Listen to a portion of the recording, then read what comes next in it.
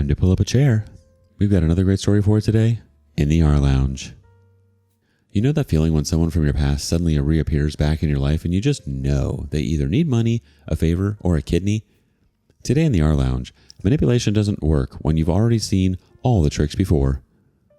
Mom chose Stepdad over me as she wasn't ready for my condition. Now wants to move in.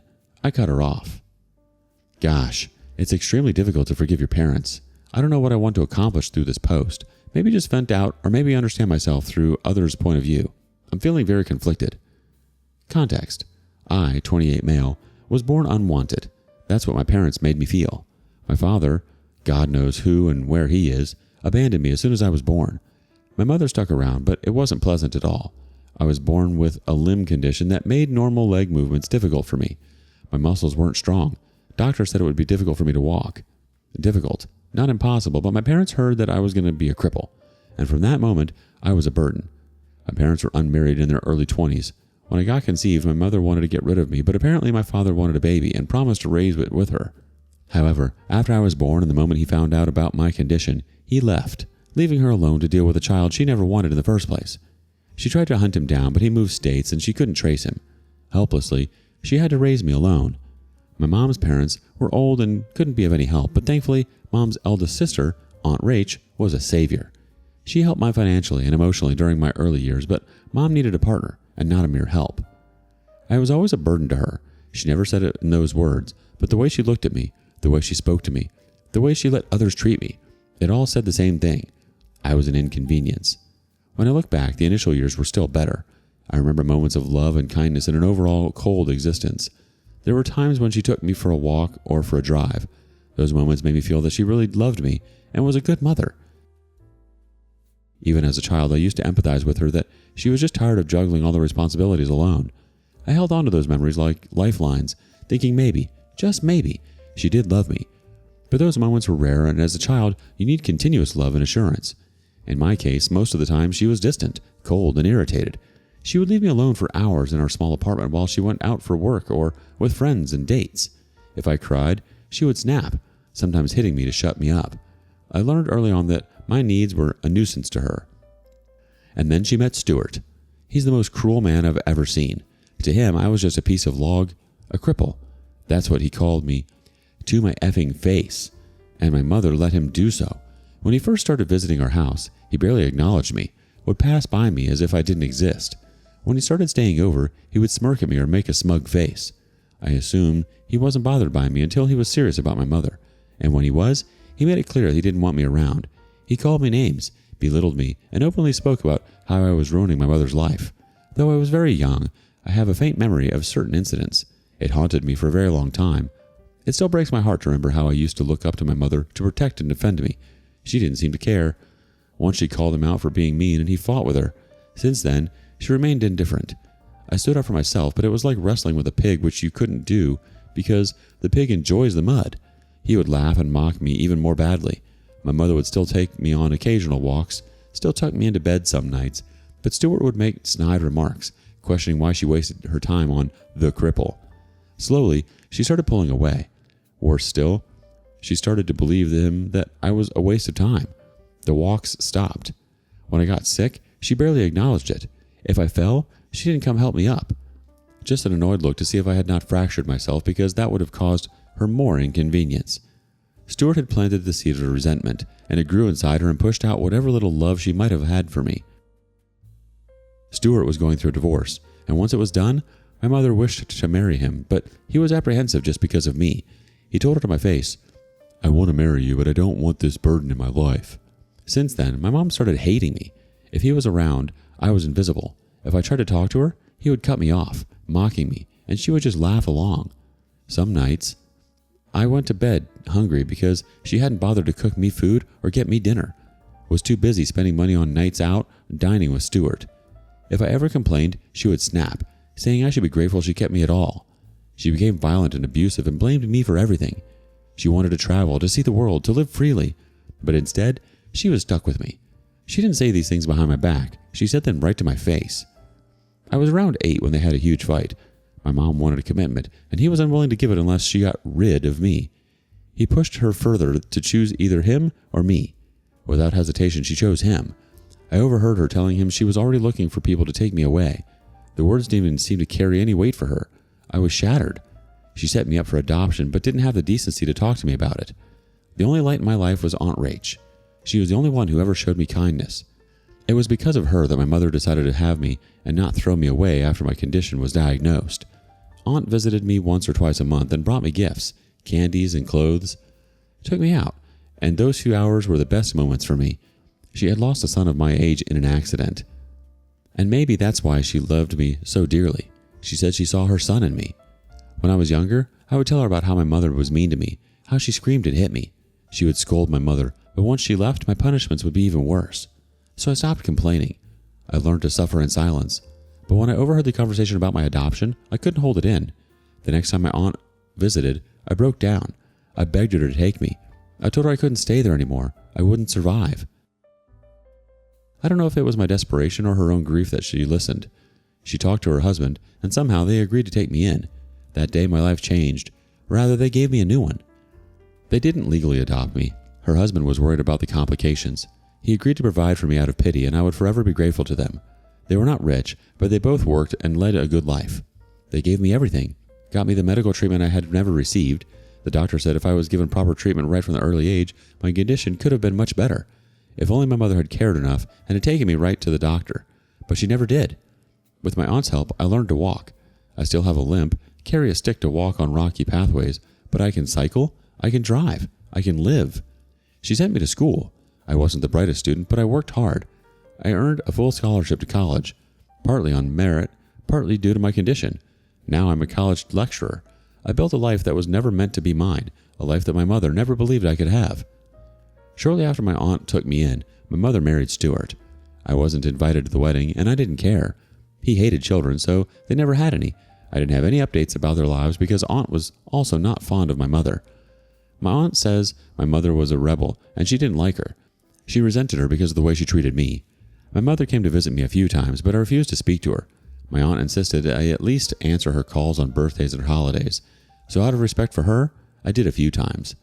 She was never sorry for what she did to me. Eventually the calls dried up, and I almost forgot that I had a mother. She lost all right to my love the day she chose that jerk over me. When I graduated, she tried to contact me. She wanted to be part of my success, but it was too late. I didn't respond. I didn't care. I have a life now, a good one, and she is nothing more than a shadow of my past. I visit my aunt regularly and send her cards and gifts to express my gratitude and love. 2 decades later, a week back, there's a knock on my door. I answer it, and there she is. My mother, looking old and miserable for her age. I froze. I don't remember when or how I let her in. The next thing she did was hold my hand and whisper, "I'm sorry." I shrugged her off and asked, "Why now? After all these years, what do you want?" She remained quiet, searching for an answer, saying, "Just like that. I had to be here." And, "Can't I just come see my son?" I let out a bitter laugh. "Cut the BS. You got rid of me and never looked back. And now suddenly you want to reconnect? Spare me." She tried to play the victim who was abandoned by her boyfriend, left to take care of a special child all alone without any financial or emotional support. She defended herself. "Though it was overwhelming, I never abandoned you. You chose to move out to live with your aunt." I snapped at her. "Because you wanted to get rid of me." She was caught off guard. "I had good intentions. I wanted you to have a good life, good future, which I couldn't give you." I cut her off. "Adoption? You were giving me away like it was an old piece of furniture. You didn't do it for me. You did it because I was inconvenient. Don't act like you were some selfless mother making a noble sacrifice." She started crying hard. "I just tried my best, but I couldn't give you the life you deserved." I intervened. "Right, because you were too busy coddling that loser." She still tried to defend herself, saying, "I never stopped loving you. I always checked on you. You refused to talk, refused to meet. You shut me out. I gave up thinking this is what you wanted, and maybe this was best for you." I was done with her gaslighting and screamed, "You let that man abuse your son. He humiliated me, and you let him do it. You even enjoyed it, didn't you?" I vented out whatever I had inside of me. I ranted that all the childhood nightmares I had been through felt like mountains lifted away from my chest. She stood there and took it in silence, sobbing and defeated. "I know I failed you. I hurt you, but please listen to me once. I'm not defending myself. The truth is, I was young and naive, didn't have a proper job. Your father betrayed me, ghosted me. I was vulnerable, desperate to get my life back in control. overwhelmed by your needs. I'm sorry, so sorry. Please give me a chance. Forgive your mother." She cried inconsolably. I just stared at her, numb. No matter how many times I shrugged her off, asking her to leave and literally berating her, she pleaded for forgiveness and one chance to build the bond. I didn't know what else to say. It was so hard to get rid of her. She insisted I give her one chance to mend the fence. At last, I told her I needed time to process this. She nodded. "I won't push. Just think about it." I asked her to leave because I was dizzy and overwhelmed with everything. She stood up and whispered, "Maybe we could have dinner sometime? Just to talk? No expectations." I replied, "I don't know. Don't keep your hopes up." I'm restless since then. Feels like my past is suffocating me. I spoke to Aunt and she suggested I judge my mother through a neutral lens. I know she had her own struggles. All of us are selfish and we don't want to undertake a burden we didn't sign up for. My father indeed did a cruel thing, promising to raise me and then abandoning her. I understand her troubles, but they didn't erase what she has done. An apology can't erase the trauma I've been through. Aunt said I can try to forgive my mother for my own peace so that I get over my bitterness. The logical part of me understood. She was young, scared, and alone when she had me. But the child inside of me is still hurt and unconvinced. How could a mother let her child be humiliated this way? I thought if I sleep over it, I'll get my answer. Even after a week, I still don't have an answer. Yesterday, she texted me again. "Would you like to meet for dinner?" I stared at the message. I had spent my life without her. I don't need her, but I'm also troubled by her words. I thought I was emotionally strong and unbothered by her existence. Looks like I'm not. I'm not strong enough to forgive her. Has anyone else been in a situation where forgiveness doesn't come easy? You want to move on, but you feel vengeance and anxiety. Edit. A lot of you commented that I was too harsh on my mother while the real jerk was my father. Guys, I admit that he's the core of the whole problem. Had he not abandoned us, we might have been a normal family. I'm not easy on him. I don't even know whether he's alive or dead. Doesn't matter. He's dead to me. He is pointless in this situation. The post is about my equation with my mother. For the last time, I know. Despite all her hardships, she still didn't stuff me in a trash bin, and for that, I'm grateful to her. Sarcasm, yes. You've spent your entire life knowing that the one person who was supposed to love and protect you chose not to. That's not something you just forgive and forget because someone suddenly decides they want back in. You've built a life for yourself despite everything she put you through, and that's incredible. You owe her nothing. Update 1. You know what? When things don't feel right, they aren't. I was reluctant to give her a chance because she didn't deserve one. After a lot of thinking, I texted that I forgave her, but she should stop bothering me. I wanted to close this chapter. I don't want to have any contact with her. She requested a dinner. I said, sorry, I don't want to play happy family here. I forgave you not because I want to have you back, but to move on from my past. She replied, I understand. Then on my birthday, she suddenly showed up with cake and a handwritten card. I was home with no plans except to chill by myself. When I answered the door, she was like, thank God you're home, and you answered. I really wanted to celebrate your 30th birthday with you. I stared at her and corrected her with a straight face. It's my 29th. She was embarrassed, but quickly bounced back. Your mother is getting old, you see, and tried to laugh it off. She tried to keep the conversation casual, but it made me anxious and uneasy. It wasn't effortless, you know? It felt forced and rehearsed. Her awkward attempts at making small talk made me uncomfortable. Then, out of the blue, she asked me if I was seeing anyone. I told her no. She gave me a curious look and asked, you must be lonely after work. I assumed she was hinting that I should start dating or maybe settle down. I'm in my late 20s, so, maybe she was trying to act like a mother. God, no, she had other plans. I replied, no, I'm happy this way. I want to remain single for now. She shook her head. No, until you get married, I can move in with you. We can work on our bond. You have a big house, I see. I flipped out. You can't be serious. She was. She said, I regret not spending enough time with you in your childhood. This could be my redemption. I clearly told her I wasn't comfortable to have her back in my life. Living with her again was out of the question. I unleashed my emotions I had been holding on to. She silently took all my rants and still tried to manipulate me. I sternly told her I didn't want to keep in touch with her, and that's the end of the discussion. Her demeanor changed completely and she broke down. I thought she was hurt by my words because I shattered her hope. It was something else. She whispered she was homeless for months now, living with her widow friend. Stuart has been a jerk to her. The last time she renewed her house lease, he put his name on it without her knowledge. The worst part is, she paid for the lease. He had been cheating on her for years. She caught him so many times. Somehow he always convinced her he he won't do it next time, or turn it around on her that she had gotten fat and doesn't keep herself updated. Not just that, a few months back he had brought his mistress home, rubbing it in her face like she was nothing. When she fought back, he showed her the door. Just like that. She tried to kick him out, thinking the house was in her name. He mocked her and threw the lease paper on her face, saying, "I got this on mine. Now I'm going to F in the house you paid for. Get out." I was disheartened, but not shocked. I knew he was a pig and could go down all levels of toxicity. I'm surprised she spent 2 decades with him. I wanted to suggest she get legal help, but I know she won't. She would again crawl back to that man the first instant she got. So I just remained quiet and indifferent and asked her, "What do you want from me?" She instantly replied, "A place to crash. And yeah, that could be an opportunity for us to bond." I let out a hollow laugh. So all this reconnecting, all this sudden interest in my life was all fake? Just a setup to get into my house. You needed a home, and you thought I was a spineless worm who would welcome you back with open arms. Sorry, I'm not a naive and vulnerable 8-year-old anymore, craving for your love and attention.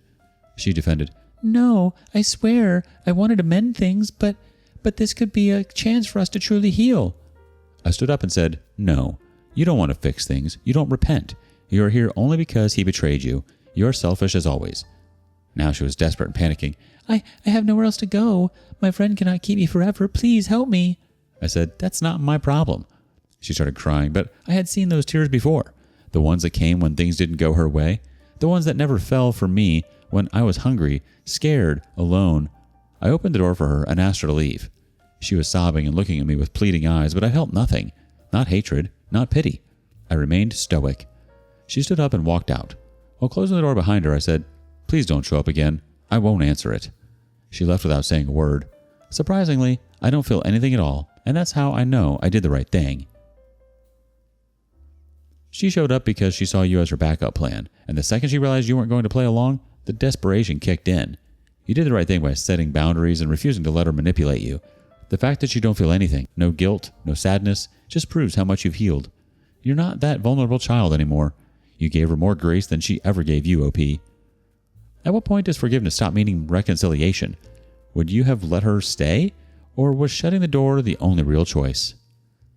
Thank you for joining us today in the rLounge. Be sure to like and subscribe and hit that notification bell so you don't miss out on our next video. Until next time. And please put your chair back where you found it.